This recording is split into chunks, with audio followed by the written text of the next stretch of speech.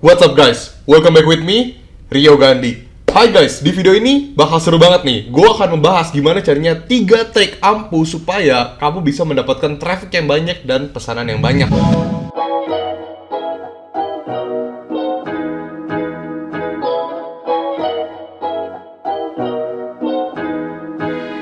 Halo guys, di video ini bakal seru banget nih karena gue akan ngebahas gimana cara meningkatkan atau membuat daya tarik customer akhirnya datang ke toko kamu dan akhirnya belanja di toko kamu. 3 trik ampuh ini terbukti efektif dan gue sering melakukannya ketika di company, lalu di toko gue sendiri, dan ternyata ini terbukti efektif teman-teman.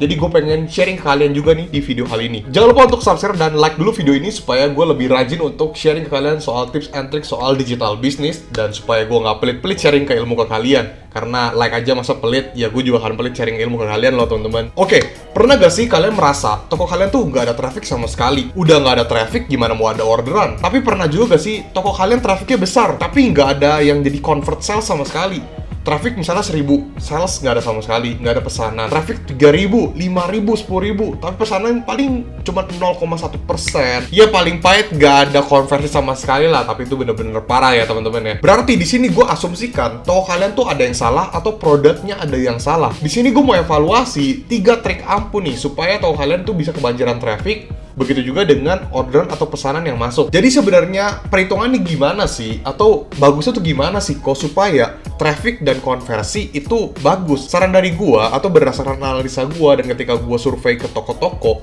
itu kebanyakan itu conversion rate-nya itu 1-2%. Itu udah paling mini-mini masih termasuk oke lah. Kalau bagus banget bisa 5%, kalau 10% itu bener-bener luar biasa bagus. Tapi biasanya kalau 10% ini tokonya udah gede banget, atau mungkin harganya udah paling murah, atau mungkin yang punya brand sendiri biasanya dapat 10% ke atas tuh. Tapi rata-rata ya 5-10% lah. Cuman buat toko-toko yang bukan yang termurah, nggak punya brand sendiri, atau masih kecil brandnya dan sebagainya, itu rata-rata cuma di 1-3%. Jadi apa sih harus kita lakukan buat toko yang baru, atau mungkin toko yang sudah berjalan tapi trafficnya ada tapi nggak ada jadi sales sama sekali? Nih gue kasih tahu. Yang pertama, pastikan dari sisi tokomu ini tuh menjual. Apa sih yang harus dilihat supaya tokonya menjual? Oke, ketika kalian menjual produk di kategori tertentu, misalnya kalian menjual mainan, ya udah kalian fokus di kategori mainan. Mainan kan luas, tapi kalian bisa kerucutin lagi teman-teman. Misalnya mainannya lebih ke apa nih? Lebih ke mainan robot, lebih ke mainan masak-masakan dan sebagainya. Tapi di luar itu kalian juga menjual seluruh mainan, tapi tetap ada yang harus kalian fokusin, 1-2 yang harus kalian fokusin. Misalnya fokusnya ke mainan robot dan mainan edukasi misalnya. Kayak gitu. Hal ini yang membuat ketika customer melihat tokomu, dia langsung tahu kalau toko kamu ini adalah toko mainan. Dan ketika dia ingin belanja mainan-mainan yang lain, dia bisa langsung belanja di toko kamu. Dan akhirnya calon customer ini memfollow tokomu dan bahkan membeli produk di tokomu. Bisa saja lebih dari 1 orderan loh. Kok, tapi kalau misalnya gue ingin berfokus ke mainan, lebih ke mainan edukasi aja gimana? Gue nggak menjual mainan yang lain. Ya nggak masalah juga teman-teman. Yang penting, kalian ini fokus di kategori tersebut. Tapi akan lebih bagus saran dari gua kalau misalnya kalian berfokus satu kategori, kalian harus menjual produknya lebih luas sedikit teman-teman, tapi lebih berfokus kepada kategori itu. Seperti yang tadi gua bilang, kalian jual mainan, berfokus ke mainan edukasi dan mainan robot misalnya. Tapi bukan berarti kalian nggak bisa menjual mainan-mainan kayak print and play atau mungkin mainan masak-masakan dan sebagainya. Itu boleh-boleh aja, sah-sah aja, tapi lebih banyak produknya tuh di mainan robot dan edukasi. Lalu jangan lupa untuk membuat dekorasi toko kamu itu semenarik mungkin supaya menarik calon customer kamu, bahwa dia lebih percaya untuk belanja di toko kamu karena kamu terlihatnya lebih memperhatikan toko kamu. Dari apa aja nih? Dari tokonya, dari produk, terus dari promo-promo yang kalian buat bulanannya kayak grand opening atau mungkin event-event promotion lainnya yang kalian buat seperti diskon, lagi ada voucher garis ongkir dan sebagainya, lalu informasi toko dan sebagainya. Pokoknya ada banner toko yang membuat calon customer kamu ini melirik toko kamu dan akhirnya percaya bahwa toko kamu ini bagus dan akhirnya dia memfollow dan membeli produk di toko kamu. Hal ini terbukti dapat meningkatkan conversion rate teman-teman. Jadi kalau misalnya teman-teman melakukan metode-metode yang gue bilang, pasti conversion rate kalian akan meningkat. Mungkin dari 1000 visitor kalian bisa mendapatkan 1-2%. Ini terbukti efektif. Bahkan buat toko-toko yang belum ada traffic sama sekali, ketika tokonya ini bagus, akhirnya banyak audiens yang datang ke tokonya. Jadi ini benar-benar works banget, boleh dicoba teman-teman. Yang kedua, berikan promo-promo yang menarik. Disarankan buat teman-teman yang tokonya masih sedikit banget trafficnya atau toko baru, itu jangan ragu untuk membuat diskon atau potongan harga atau mungkin voucher gratis ongkir dan sebagainya. Kenapa? Ya, kita mengambil profit sesedikit mungkin dulu lah teman-teman untuk mendatangkan traffic atau calon customer baru yang datang ke toko kita. Kalau misalnya dari awal kita mikirnya udah profit, ya otomatis akan sulit mendapatkan traffic teman-teman. Sedangkan toko kita tuh baru, belum ada yang beli, terus kayak ulasannya belum banyak, jadi trafficnya sedikit, nggak nambah-nambah. Sebisa mungkin kalian membuat voucher, berikan diskon yang cukup gede. Ya, mengambil profit kecil-kecil nggak apa-apa lah di awal teman-teman, kayak untuk 3-6 bulan ke depan. Yang penting trafficnya gede. Ketika trafficnya udah gede, akhirnya kan toko kamu ratingnya lama-lama meningkat nih dari sisi produk, toko kamu, terus followers itu akan meningkat. Dan perlahan ketika kalian naikin harga produknya atau diskonnya udah hilang, ya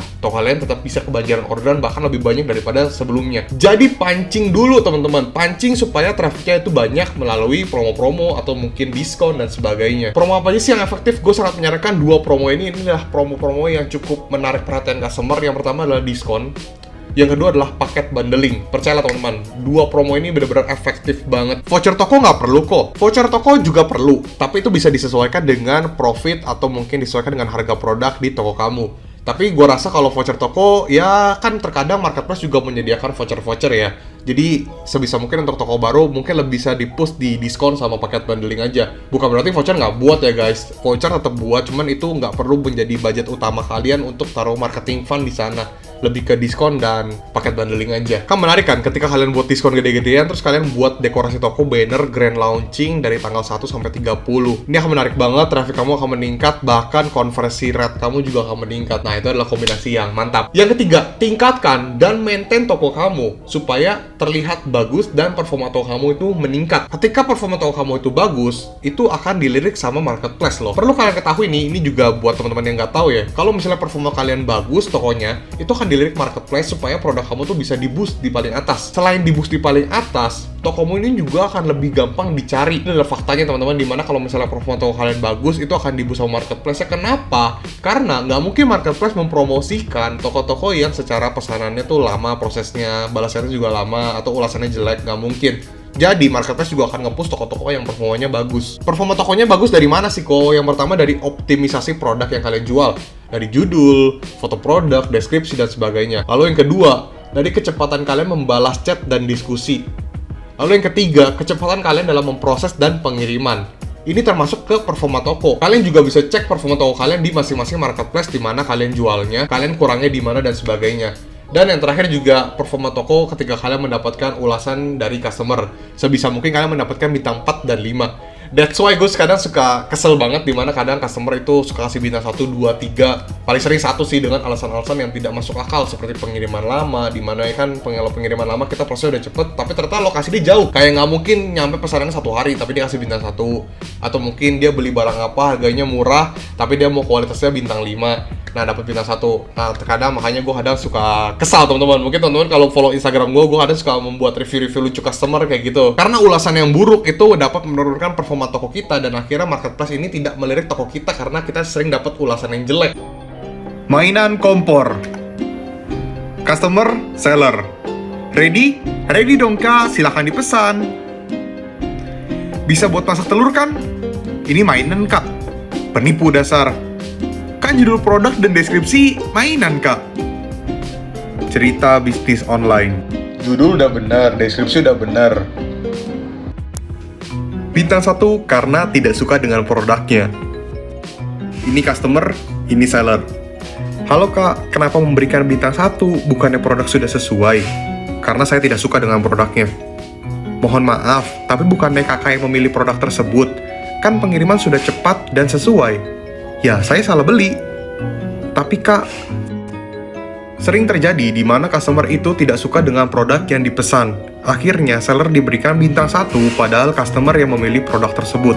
Menurut kalian gimana? Cerita bisnis online. Jadi, terkadang customer itu salah membeli produk, tapi seller yang kena. Padahal kalau misalnya produknya sudah sesuai dan pengiriman juga cepat, itu bukan kesalahan seller kalau tidak suka produknya. Nah, gitu teman-teman. Untuk mendapatkan atau 3 metode supaya kalian bisa mendapatkan traffic yang tinggi dan konversi yang bagus, itu adalah cara-cara yang gue lakukan untuk mengembangkan brand-brand atau perusahaan atau toko gue pribadi dan juga toko kalian. Semoga video ini dapat bantu kalian dan menambah wawasan kalian. Dan jangan lupa, Like dulu video ini teman-teman, dan jangan lupa untuk subscribe karena gue sering sharing mengenai digital bisnis, digital strategi, tips and trick dan sebagainya. Jadi penting banget buat kalian kalau pengen belajar soal bisnis atau branding dan sebagainya di dalam dunia digital. Jangan lupa untuk follow Instagram gue RioGND_, karena gue juga sering banget men-sharing video-video singkat mengenai tips and trick jualan online, digital bisnis atau seputar digital lainnya lah. Gue juga ada grup broadcast Telegram, silahkan join. Ada forum diskusi dan broadcast chat. Di situ gue juga sering sharing mengenai tips and trick dan sebagainya, info-info update seputar marketplace dan sebagainya lah. Tinggalkan di kolom komentar kalau misalnya ada pertanyaan. Rio Gandhi, peace out.